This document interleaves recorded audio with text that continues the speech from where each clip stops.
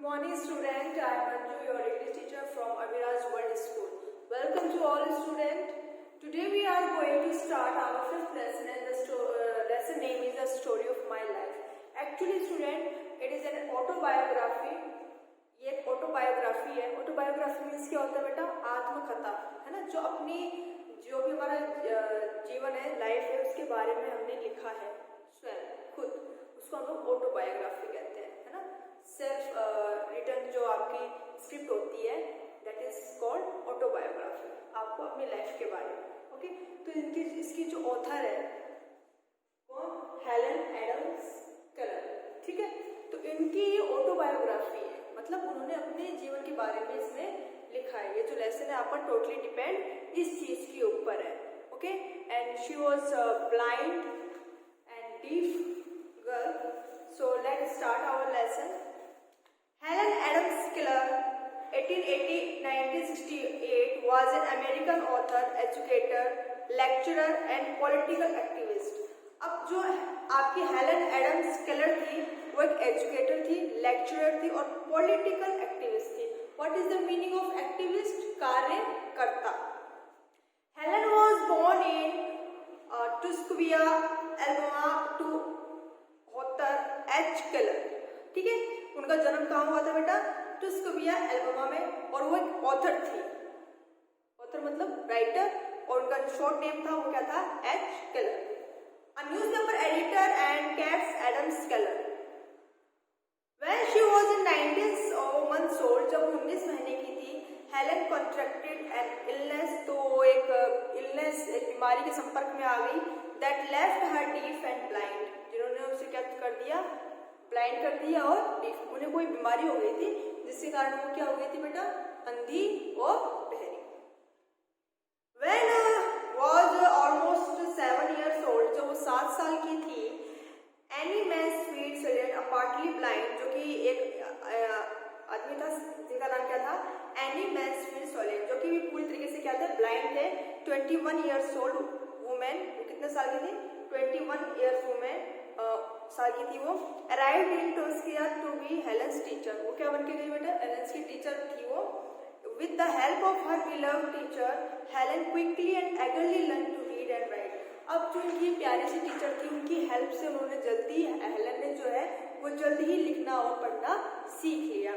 After attending high school at the Perkins Schools for the Blind of Boston, Massachusetts, जो school है इस जगह पे, ठीक है, तो वहाँ वो स्कूल था ब्लाइंड बच्चों का. ब्लाइंड जो बच्चों का स्कूल होता है बेटा, वो हमारे इस स्कूल से डिफरेंट होता है. वहाँ की जो वे ऑफ टीचिंग होती है वो थोड़ी डिफरेंट होती है, क्योंकि बच्चे देख नहीं पाते, तो उनके तरीके अलग होते हैं बच्चों को सिखाने के. The next thing is becoming Mrs Sullivan helped Helen enroll in Radcliffe College. जो मिसेस सोलेन थी, उन्होंने हेल्प किया किसकी? हेलन की. किस चीज के लिए? कॉलेज में एडमिशन के लिए. Helen was a women of luminous intelligence. उनके अंदर बहुत बुद्धिमान थी वो, स्ट्रॉन्ग एम्बिशन थी उनकी, बहुत बड़ी इच्छाएं थी, ठीक है ना. And great accomplishment who devoted her life helping others. और उनकी इतनी महान उपलब्धियां थी किस चीज के बारे में? दूसरों की हेल्प करने के. वो खुद ब्लाइंड थी, ठीक है ना, डीफ भी थी, लेकिन वो दूसरों की हेल्प भी करती थी. She was awarded the presidential medal of freedom by US president Lyndon B Johnson in 1964. 1964 में जो US प्रेसिडेंट थे लैंडन बी जॉनसन, ठीक है ना, उन्होंने उनको प्रेसिडेंटल मेडल जो है ऑफ फ्रीडम का अवार्ड दिया था. Helen wrote the story of my life when she was in college. जब वो कॉलेज में थी बेटा, तब उन्होंने ये वाली जो स्टोरी जो बताई है मैंने, उनकी जो ऑटोबायोग्राफी है, कौन सी? The story of my life, ये लिखी थी. Helen Keller is one of the most powerful symbols of triumph over adversity and that our era has produced. जो हमारे समाज की जो ये कमी है, जो युग की जो ये कमी थी, है ना, ये जो विपत्ति थी, इसके ऊपर उन्होंने विजय प्राप्त की. ट्रिम्फ मीन्स क्या होता है बेटा? विजय, एक सिंबल थी. Winston Churchill, prime minister of Great Britain, called her the greatest women of her age. अब विंस्टन चर्चिल जो थे, प्राइम मिनिस्टर थे इंडिया ब्रिटेन के, वो किस नाम से उन्होंने संबोधित किया? Women's greatest women of our age. So read out this lesson in the starting of the lesson. Meanwhile, the desire to express myself grew. कहते हैं कि मेरे अंदर जो इच्छाएं बढ़ रही थी, the few signs that I used became less and less adequate of my failures to make myself understood were invariably followed by outburst of passion. कहते हैं कि मेरे अंदर जो इच्छाएं डेवलप हो रही थी वो किन चीज़ों को कम करते जा रही थी बेटा, बहुत ज़्यादा कम करती जा रही थी। किसको? My failures to make myself understood. जो मेरे फेलियर्स थे, फेलियर्स मतलब क्या होता है बेटा, जिन जिन चीज़ों में मैं असफल हुई वो मुझे और ज़्यादा अपने आप को समझने के लिए मेरी हेल्प कर रहे थे। बट इनवेरिएबली मतलब क्या होता है बेटा, जो अवसर मुझे मिल रहे थे, है ना, followed by outburst of my passion. जो मेरी जिस चीज़ के प्रति मेरी जो इच्छाएं थी कुछ करने की, है ना, उन चीज़ों में अगर फेल हो रही थी तो मुझे उन चीज़ों से बहुत कुछ सीखने को मिला। I felt as if invisible hands, मैं महसूस कर रही थी कि मेरे इनविजिबल हैंड्स हैं, मेरे हाथ हैं लेकिन कैसे इनविजिबल, तो दिखाई नहीं देते। ओवर होल्डिंग मी, जिन्होंने मुझे पकड़ रखा है। I made frantic efforts to free myself, और मैं पागलों की तरह जो है वो एफर्ट्स कर रही हूँ, प्रयास कर रही हूँ अपने आप को उन विजिबल हैंड से अलग करने के लिए। आई स्ट्रगल करती हूँ। Not that struggling help matters but the spirit of resistance was strong with me. किसी चीज़ के बारे में नहीं बल्कि उस चीज़ के बारे में जो कि मुझे क्या प्रतिरोध, जो मुझे रोकती है, ठीक है ना, वाज स्ट्रॉन्ग विथ इन मी। और मेरे अंदर क्या क्या चीज़, स्ट्रॉन्गनेस जो मेरे अंदर थी, जो स्पिरिट, ठीक है ना, रोकने की जो भावना थी उसको। I generally broke down in tears, फिर मैं रो पड़ती थी। एंड फिजिकल एग्जॉशन, क्योंकि मैं अपने आप से लड़ रही थी, है ना, तो फिर शारीरिक जो है मैं थकावट, टायर्डनेस फील करती थी क्योंकि मैं उस चीज़ से जीत तो पाती नहीं थी, तो फिर मैं रोने लग जाती थी। If my mother happened to be near, अगर मेरी मदर मेरे पास में होती हैं, I crept into her arms, तो मैं उनके हाथ को क्या कर लेती हूँ, पकड़ लेती हूँ। Too miserable even to remember the course of the tempest, जो ये तूफान है मेरी लाइफ में। कौन से तूफान बेटा? टेम्पेस्ट मीन क्या होता है? स्ट्रॉन्ग। कौन सा तूफान? कि अब आप खुद इमेजिन करिए कि अगर आप अंधे हैं, ब्लाइंड हैं या डीफ हैं, तो आप कैसे समाज में रहेंगे, कैसे जो वर्क है आपकी डेली जो एक्टिविटीज़ हैं, टास्क, आप उसको कैसे कवर अप करेंगे, कैसे उससे करेंगे? आप जरा से इमेजिन करके देखिए, है ना। तो वो कहते हैं कि ये मेरी जिंदगी क्या है? तूफान। After a while, the need of some means of communication becomes so urgent that the outbursts occur daily, sometimes hourly. अब कहते हैं मीन ऑफ कम्युनिकेशन तो हो। मीन ऑफ कम्युनिकेशन मतलब क्या होता है? बातचीत करने का कोई जरिया तो हो। अब अगर मैं ब्लाइंड हूँ, अगर मैं सुन सकती हूँ तो मैं अपने कान के जरिए जो है मैं बातों को सुन सकती हूँ, कर सकती हूँ, है ना। अगर मैं बहरी हूँ, अगर मैं देख सकती हूँ तो मैं देखने के जरिए उस काम कर सकती हूँ। लेकिन अगर हम दोनों ही चीज़ हो, ब्लाइंड भी हो और डीफ भी हो, तो आप कैसे किसी से अपने जो है व्यूज एक्सप्रेस कर सकते हैं? My parents were deeply grave and perplexed. अब मेरे जो पेरेंट्स थे वो कंफ्यूज भी थे और उदास भी थे कि वो कैसे हेल्प करें मेरी। We lived a long way from any school for the blind और the deaf and seems unlikely that anyone would come to such an out of the way place as Tuscumbia to teach a child who was both blind and deaf. अब कहते हैं कि किसी भी school में इसमें क्या है, ब्लाइंड और डीफ का जो स्कूल है, कहते हैं कि it seems unlikely that anyone would come to such an out of way place. अब कहते हैं इस जगह पर आना और पढ़ाना जिसमें कि कैसे बच्चे पाए जाते हैं, ब्लाइंड भी और डीफ भी। कहते हैं कि ये चीज़ जो है वो क्या है, अनलाइकली है। My mother's only ray of hope. अब indeed my friends and relative sometime doubted whether I could be told. अब मेरे जो रिलेटिव्स थे, मेरे जो फ्रेंड्स थे, उन्हें डाउट था कि मैं कभी बोल भी सकती हूँ या नहीं। उन्हें लगता था कि मैं कभी नहीं बोल सकती। My mother's only ray of. और माँ तो माँ होती है बेटा, है ना। तो मेरी माँ के पास में मेरी माँ जो थी उनको एक आशा थी कि हाँ मैं ऐसा कर सकती हूँ।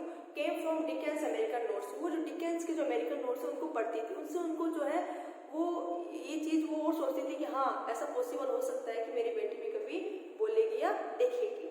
She had read his account of Flora Brandman. अब जो ऐसे भी जो लोग थे, ठीक है ना, जिन्होंने ब्लाइंड के ऊपर लिखा है या वो खुद ब्लाइंड थे, वो उनको पढ़ती थी और ज़्यादा ऑप्टिमिस्टिक होने के लिए, आशावादी होने के लिए। With hopeless pang that Dr. Howe who had discovered the way to teach। अब डॉक्टर जो होव थे उन्होंने बेटा खोज की थी किस चीज़ को टीच करने के लिए, कैसे कैसे ब्लाइंड पर्सन को या फिर कैसे डीफ जो पर्सन होते हैं उनको टीच किया जाए, सिखाया जाए। Had been dead many years, his methods had probably died with him. और फिर वो गुजर गए, उनके साथ उनके मेथड भी। And if they had known how was a little girl in far town in Alabama to receive the benefits of. अब इतनी दूर की से जो लड़की यहाँ पर आई है वो कैसे बेनिफिट्स उठा सकती है, कैसे लाभ उठा सकती है उनसे। When I was 6 years old, जब मैं 6 साल की थी, my father had an eminent oculist in Baltimore। तो मेरे फादर ने जो है एक प्रसिद्ध आइज जो डॉक्टर स्पेशलिस्ट है उनके बारे में सुना।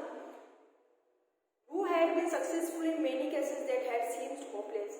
उन्होंने ऐसे कई केसेस जो होपलेस थे, जिनके लिए कोई आशा नहीं थी कि वो ठीक भी हो सकते हैं या नहीं हो सकते, ठीक है ना, उन्होंने ऐसे कई केस जो है वो ठीक किए थे। My parents at once determined to take me to Baltimore to see if anything could be done for my eyes। फिर मेरे फादर ने डिटरमाइन किया, निश्चय किया कि वो जो है बेल्टिमोर जाएंगे उस डॉक्टर के पास में कि वो कुछ भी जो एफर्ट्स है जो मेले कर सकते हैं वो करवाएंगे। The journey which I remember well, अब कहते हैं वो जो जर्नी वहाँ जाने की वो मुझे अच्छी तरीके से याद है, एज वेरी प्लेजेंट, वो बहुत ही हैप्पीली जर्नी थी। I made friends with many people on the train, मैंने ट्रेन में जो बहुत सारे लोग थे उनको अपने दोस्त बनाया। One lady gave me a box of shells, एक लेडी ने मुझे बॉक्स ऑफ सेल्स दिए। My father made holes in these so that I could string them and for a long time they kept me happy and contented. और मेरे father ने जो है उसमें होल कर दिए ताकि जो सेल्स है मैं उसमें लगा सकूँ with the help of my hand, है ना। और कहते हैं इस चीज़ ने मेरी जो इतनी लंबी जर्नी थी उसको कैसे क्या बना दिया, happy. The conductor too was kind, अब कंडक्टर भी बहुत काइंड था। Often when he went his rounds I clung to his coat, और जब वो राउंड जो वहाँ घूम रहा था तो मैंने उसके कोट को क्या कर लिया, पकड़ लिया। When he collected and pinched the ticket, जब वो क्या कर रहा था, टिकट पंच कर रहा था या फिर कलेक्ट कर रहा था। His punch with his he let me play was delightful toy, उन्होंने पंच से मुझे खेलने दिया, ठीक है ना। Curled up in a corner of the seat, I amused myself for hours making funny little holes in bits of cardboard। अब cardboard पे जो होल्स बने हुए थे, ठीक है, तो उनको उनके साथ में मैं कई घंटों तक खेलती रही और अपने आप को फनी बहुत ही अच्छा महसूस करने लग गई। तो स्टूडेंट, आपने यहाँ तक लेसन पढ़ा, आई होप आपको लेसन समझ में आया होगा। और इस लेसन को समझने से पहले बेटा आप एक बार खुद अपने आपको इस लड़की के जगह पे होके देखिए कि कैसा एक ब्लाइंड को फील होता है और कैसा एक डीफ को फील होता है। ऐसे ही एक लेसन है, उसमें था डिफरेंट काइंड ऑफ स्कूल। उस डिफरेंट काइंड ऑफ स्कूल में यही था कि उसमें जो टेक्सचुअल जो हमारी पढ़ाई होती है उससे अलग एक चीज़ और चीज़ सिखाई जाती थी। उसमें बेटा बच्चों के ना 4-5 डेज होते थे। एक दिन वो कौन सा डे सेलिब्रेट करते थे, ब्लाइंड डे, फिर कभी टीफ डे, कभी इंजर्ड डे। वो इस चीज़ के लिए कि वो बच्चों को ये चीज़ रियलाइज करवाना चाहते हैं कि जो डीफ कैंडिडेट होता है या फिर एक ब्लाइंड होता है या जो इंजर्ड हो जाता है वो कैसे अपने आप को फील करते हैं। तो make them the child realize all these things. तो फिर वो क्या करते थे कि एक एक दिन सेलिब्रेट करते थे ताकि बच्चों को भी इस चीज़ का अनुभव हो। तो इस लेसन को पढ़ने से पहले एक बार आप खुद अपने अंदर फीलिंग लेके देखना कि एक ब्लाइंड कैसा महसूस कर सकता है और एक डीफ कैसा कर सकता है। आपको ये लेसन और अच्छी तरीके से समझ में आएगा। Okay students, have a nice day.